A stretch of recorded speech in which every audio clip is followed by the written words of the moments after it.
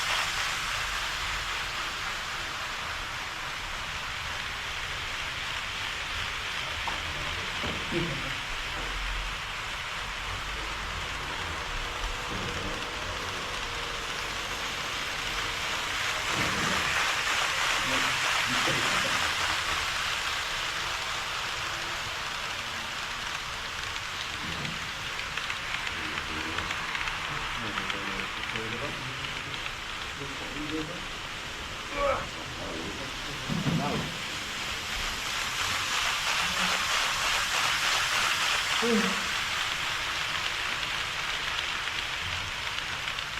わ、めんどくさい。サンダル持ってくればよかった。車の中置いてきちゃった。よし。そうだよ。変な切れ方した。あれさ、ちょっと大丈夫？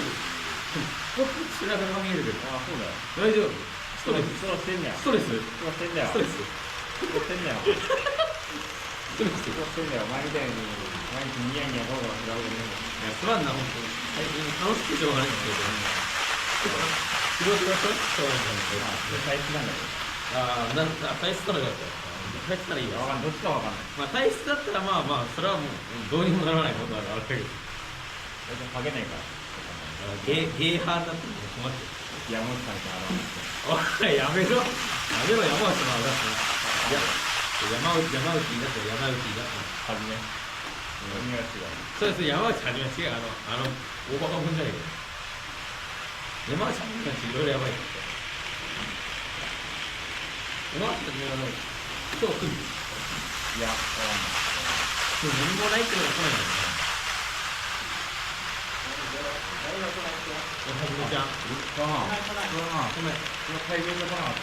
なんで？なんかね、いや、連絡が来たわけじゃなくて、ツイッターでね、今日は台風だから人助けしてよ。